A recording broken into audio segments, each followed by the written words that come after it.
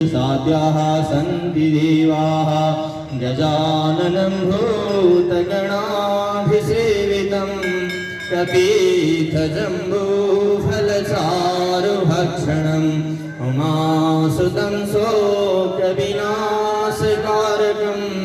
नमामि विघ्नेश्वरपादपङ्कजम् शुक्लां ब्रह्मविचारसारपरमामाद्यं जगद्व्यापिनीं वीणापुस्तकधारिणीम् अभयदां जाड्यन्धकारापहां हस्ते